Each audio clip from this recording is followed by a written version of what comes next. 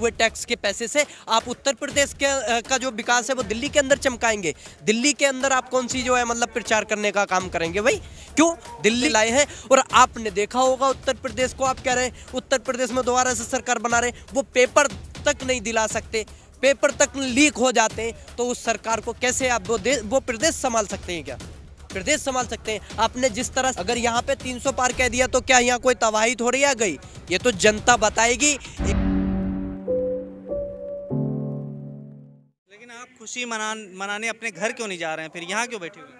नहीं देखिए, खुशी अभी जो है वाकई ये खुशी है कि हाँ, किसान जो काले कानूनों के विरोध में थे तो उसमें से एक जो मांग है वो पूरी हो गई है और उसको वापस कर दिया गया है। लेकिन जो एमएसपी है, जो हमारे किसान शहीद हुए, जैसे आपने कहा कि आप घर क्यों नहीं जा रहे, देखिए जब किसान खेत पर जाता है तो किसान का ये रूल होता है कि वो अगर काम भी करता है और थक भी जाता है, उसके बाद जब घर वापस आता है तो या तो वो जानवरों के लिए चारा लेकर आता है या फिर जो फसल काटता है उसको लेकर आता है, खाली नहीं आता। तो यहाँ से अभी जो हमारे किसान भाई शहीद हुए उनका सम्मान लिए वापस हम कैसे चले जाएं? कैसे चले जाएं? क्या जवाब देंगे हम उनके परिवार वालों को? क्या अपने परिवार वालों को जवाब देंगे? तो इसलिए हम खाली तो ऐसे जा नहीं सकते, लेकिन खुशी जरूर जाहिर की है कि जो तानाशाह नहीं झुक रहा था, जिसको क्या ये घमंड था कि हाँ हम एक कदम पीछे नहीं हटेंगे, जो 56 इंची की छाती बताते थे, उनको इस जनता के सामने, इस किसान के सामने, इस अन्नदाता के सामने आज झुकना पड़ा।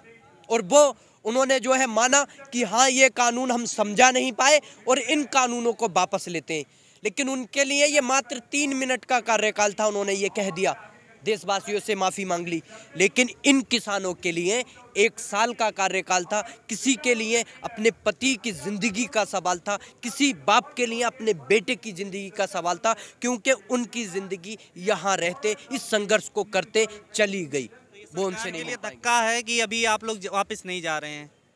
नहीं देखिए, हमारी अभी मांग पूरी कहाँ हुई है? एमएसपी की मांग आप जो है पहले दिन से मैं आपको यहाँ देख रहा हूँ, एमएसपी की डिमांड हमारी पहले नहीं थी। हम लोग नहीं कहते थे कि जब तक एमएसपी पे गारंटी नहीं, तीनों कृषि काले कानून वापसी नहीं, तब तक घर वापसी नहीं। ये क्या हम नहीं कहते थे? ये आपके वीडियो में भी है। ये तो पहले से, और जो हमारी मांग थी ये तो कई दशक से हमारी जो इस एमएसपी पे जो है मांग चली आ रही है। ये तो 3 काले कानून थोप दिए गए थे, तो वो जो लादे हुए कानून थे वो उतारे हैं, वो वापस लिए हैं उन्होंने। क्या बड़ा काम कर दिया। यही जो प्रधानमंत्री उस टाइम जब गुजरात के मुख्यमंत्री हुआ करते थे तो विपक्ष पे हमला करते थे कि एमएसपी पे कानून बनाओ। आज अगर उनको इस लायक बना दिया तो वो खुद मतलब यह है कि इसका विरोध कर रहे, इसको नहीं बना रहे। क्यों? अरे इन्हीं मांगों पर वो कल प्रधानमंत्री बने, गुजरात मॉडल लेके प्रधानमंत्री बने थे, वो देश की महंगाई को लेकर प्रधानमंत्री बने थे। क्या महंगाई कम करेंगे? और उन्हीं चीजों को वो बढ़ावा दें, तो ये तो शोभा नहीं देता। तो आप लोग जो चाहते थे वो भी तो नहीं पूरा हो रहा। आप लोग चाहते थे यूपी मिशन पूरा करने के लिए, वहाँ पे तो योगी सरकार अब जीत जाएगी। अब नहीं, हमारा यूपी मिशन क्या था? हमारा तो देश का मिशन है, हमारा संविधान का मिशन था। और वो संविधान का मिशन भी पूरा हुआ कि लोकतांत्रिक देश में एक लोकतंत्र की जीत हुई, किसान की जीत हुई, अन्नदाता की जीत हुई। अगर कोई ये कह रहा, तो बंगाल के अंदर उन्होंने क्या कहा था कि 200 पार, अगर यहाँ पे 300 पार कह दिया तो क्या यहाँ कोई तबाही थोड़ी आ गई? ये तो जनता बताएगी। एक वोट की ताकत से, एक जो उंगली के बटन दबाने से अगर सत्ता में बिठा सकते हैं तो ये पंच है, और जब पंच साथ होता है तो ये सत्ता से गिरा भी सकता है। आप कैसे कह सकते हैं? पहले इसका फैसला तो वोट के अधिकार से होगा, और जब टाइम आगा तो जनता उनको वोट के अधिकार से बताएगी। वोट की चोट से हो गए ना, आधे मुद्दे तो सॉल्व हो गए ना, तो अब तो सरकार जनता तो खुशी है। नहीं, एक मुद्दा खत्म होने से, बिल वापसी होने से क्या आधे मुद्दे हो जाते हैं? ये जो बीच में इस 1 साल के संघर्ष के समय में जो डिमांड, जो परेशानियां झेली, जो हमारे ऊपर मुकदमे हुए, जो हमारे किसान भाई शहीद हुए, उनका सम्मान, इन मुकदमों को वापस, ये मांगे ना है, ये चीजें ना है। अगर आप कहते हैं देखिए चुनाव की वजह से इन्होंने किया, अरे आज रहनुमा हम पर ये एहसान करते हैं, पहले छीन लेते हैं आंखें, फिर चश्मे दान करते हैं, और जब वक्त आता है इलेक्शन का तो बन जाते हैं हमदर्द।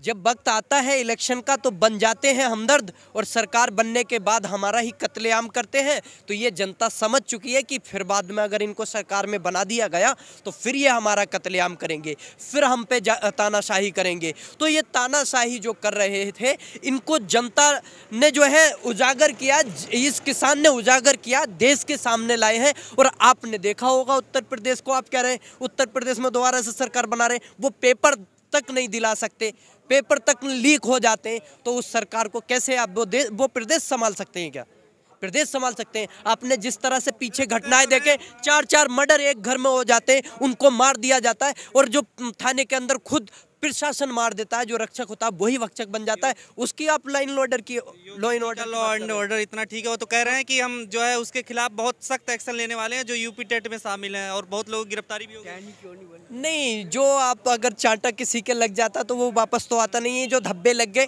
वो वापस तो नहीं हो सकते। आप देखिए, उन्होंने जो किसानों के ऊपर गाड़ी चढ़ाई थी, क्या उनका पता नहीं है?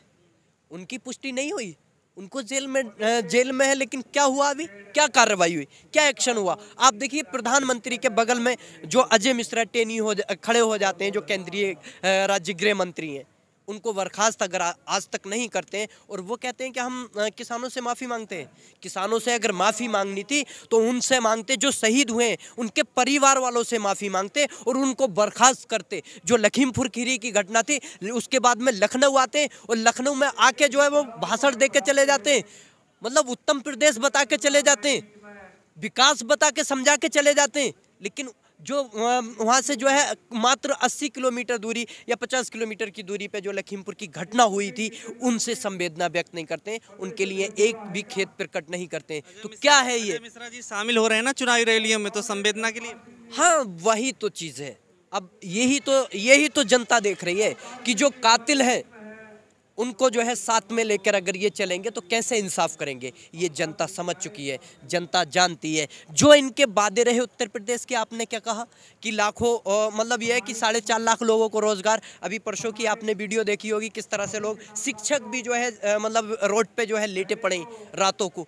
क्यों?